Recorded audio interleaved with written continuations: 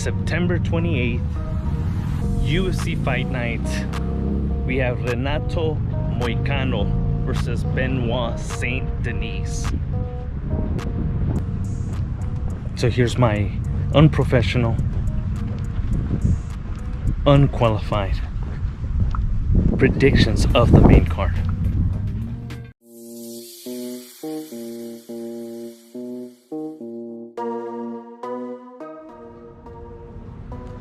Starting us off in the featherweight division, we have a fight between Morgan Cherreire versus AJ Cunningham.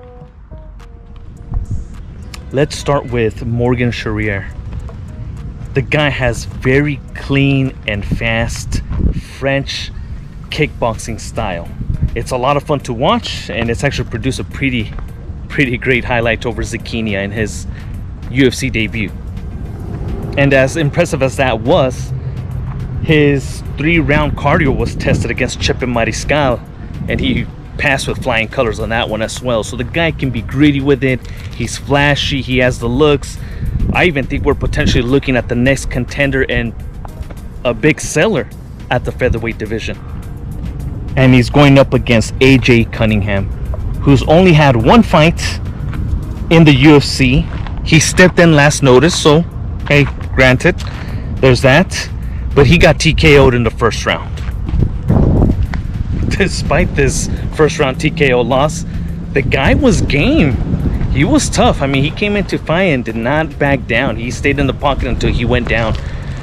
Now, with a full camp, I'm hoping to see more of him because, like I mentioned, I love and appreciate fighters that just bite down their mouthpiece. They meet you in the middle and they just start swinging it out. What I did notice though is that he's a little flat-footed, and for someone like Morgan Cherreire with the kickboxing style that he has, that darts in and out, explosive kicks to the body, you know, fast 1-2s, I think this is a match made in heaven for Morgan. I believe he's going to get a TKO in the first or second round.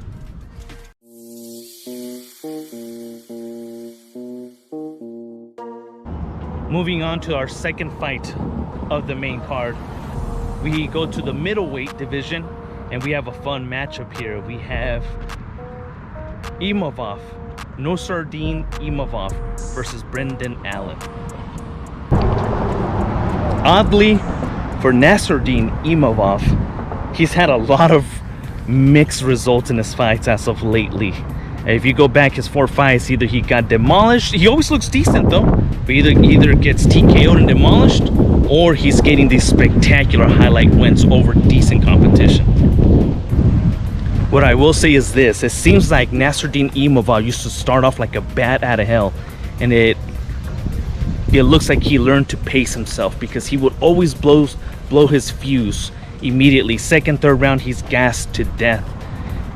And now it seems like he's learned to pace himself, and with that has come some spectacular results in the second, third. Take his fight against Jared Cannonier for an example. I actually did a prediction video on this. You guys can probably find it in the library, and I predicted Jared Cannonier to be able to stop him. Jared just seemed like someone that could not be touched. Not just touched, but even if you hit him, the guy just took everything you had, and he seemed unfazed until he fought Imavov. Imavov was the guy to break Jared Cannonier.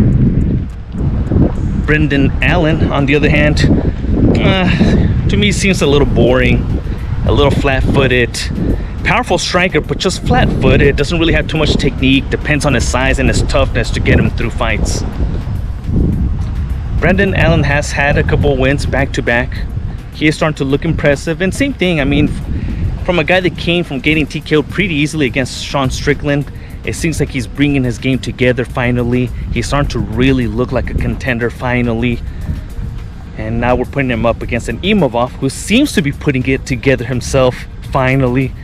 Man, what an interesting matchup this is going to be. I think it's really going to come down to who's going to tough it out more. And I think it's going to be Brendan Allen, unfortunately, because Imavov offers more fun matchups and styles against fighters on his way to the belt. But I just think Brandon Allen can mix it up a little better. He's a little more simple. He's a lot more simpler in his style with the strikes and whatnot. But I think he's really going to wrestle him. He's going to drag out Imavov into the later rounds and just kind of zap his tank, slow him down, and win a unanimous decision.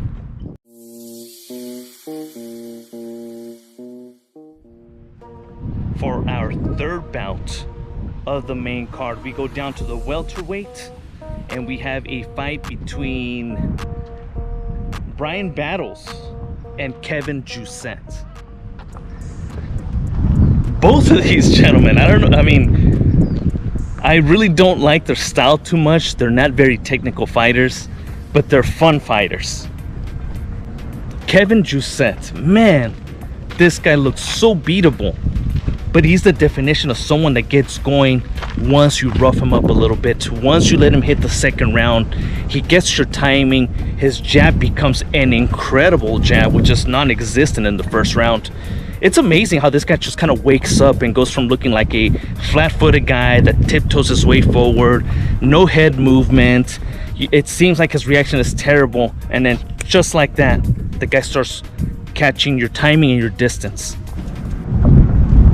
And Brian Battles, the guy is such a fun guy to watch. Although I don't see him being very technical, he kind of has an awkward style, almost a very unathletic style. It's not smooth, but man, that guy brings it.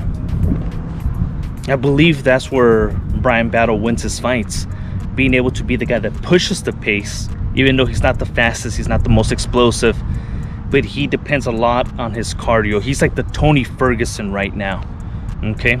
They push the pace where his opponents start breaking down, their opponents start getting fatigued, their opponents start dropping their hands, and it just cannot keep up with the pace.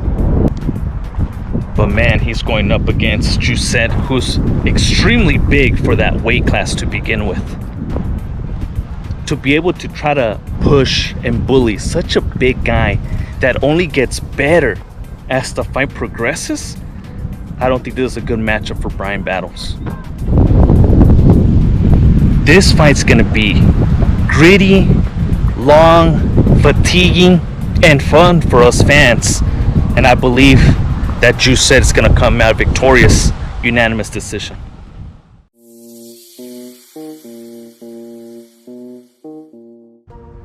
Next, we go to the featherweight division, and we have a fight between William Gomis versus Jousset Brito. William Gomis does not impress me at all. He's had 3 fights in the UFC, and all technically, okay, his first 2 were by unanimous decision. Extremely boring. He has a karate stance. He reminds me of a Stephen Wonderboy Thompson, but in his Tyrone Woodley fights. And in his 3rd fight, it was looking exactly blueprint William Gomis. However, it ended and he received a TKO victory at the last minute, at the last couple minutes of the 3rd round, because his opponent pretty much stopped and paused because of a low blow, which the ref didn't deem it a low blow. And since his opponent had called it quits, they gave Gomis the victory. But let me emphasize, he didn't get a TKO because he earned it. He went out there and got it and devastated somebody.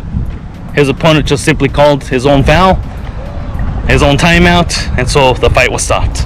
The fact that this guy has a karate style, I remember always thinking, why isn't somebody, in none of his 3 fights, throwing hard inside kicks to the lead?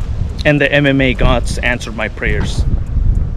Jousset Brito is such a fun brawler, a very tough brawler, a guy that just walks forward and he's gonna throw 1, 2, 3s followed by a leg kick, vicious leg kicks. Brito is the guy that kicked the fuck out of somebody's leg and it clashed with his shin after brutalizing his lead leg, and he opened a gash, a disgusting deep gash on his opponent's shin, and thus they stopped the fight. This fight might turn into a cat and mouse where Gomis, with that karate style, is gonna just use movement, circle, and rarely engage. But I honestly think that Brito's just that brutal style is going to be too much. He stays in your face. He marches forward. And just like I said, when he unleashes, this guy's just vicious with his power. You can tell that everything this guy hits you with hurts. And quite honestly, I don't think Gomis is up for it. I don't think he's tough enough for it. And I definitely haven't seen him in one of those war of attritions type of fights. I see Brito TKOing this guy second, third round.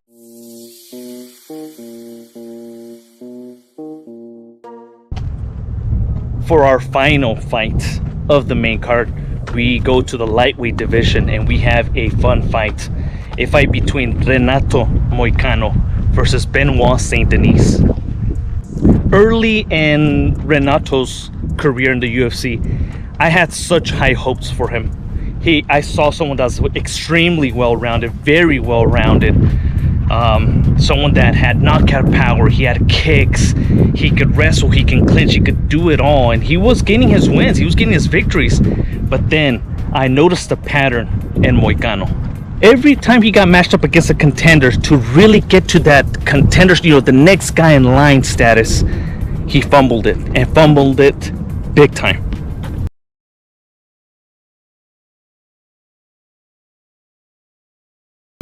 A TKO loss to Jose Aldo, who's technically a 135 pounder, okay? A TKO knockout loss against Faziev. I mean, it's like I said, every time he's there, which I feel this is one of those fights, every time he's there, this guy gets blown out of the water. I mean, just look at his fight with Jalen Turner. I know he won. And a win is a win. Oh well, the way, no matter how it played out, a win is. He's lucky that Jalen Turner walked away when he knocked him down. What I will give Moicano is that in that very fight, he showed his veteranship. He showed his experience. And I mean, even early in the fight, before he got that brutal, before he almost got knocked out, he got rocked. And again, that veteran in him right away shot in, wrestled, he was able to recover and make it a fight. He got knocked down and somehow he recovered and he came out victorious. He was able to make Jalen Turner look like an amateur once it hit the floor. Unfortunately for Renato, he's going up against that tank of a man, Benoit Saint Denis. Benoit Saint Denis has this suffocating style. Every time I start seeing him start marching forward slowly but surely, absorbing, taking what the opponent can throw at him, and then he starts throwing back and he's throwing kicks to the liver and he gets into this clinch work. I start feeling bad for the opponents every single time. Look at his fight with Thiago Moises. Thiago looked clearly 100 times the better striker, the more athletic and explosive and diverse striker, and Benoit Saint Denis just walked him down, clinched him up and worked that boy up. I mean, he put a beating on Moises. And same thing with Dustin Poirier. He was putting a beating on Dustin Poirier. He was walking Dustin Poirier down. He was toying with Dustin Poirier. The Diamond lucked out in the sense that we all know this. I know Dustin Poirier fans are going to get upset, but Benoit Saint Denis came in with a staph infection that's visible. His punches started coming in slower, and he still wanted to make it a dogfight, and he paid the price for it. But a fully trained, healthy Benoit Saint Denis is going to run over Renato Moicano. I see it being a very competitive fight, a very fun fight for the first couple rounds, and then we're really gonna see Benoit Saint Denis start taking off. Somewhere around the later rounds, he's gonna stop Moicano.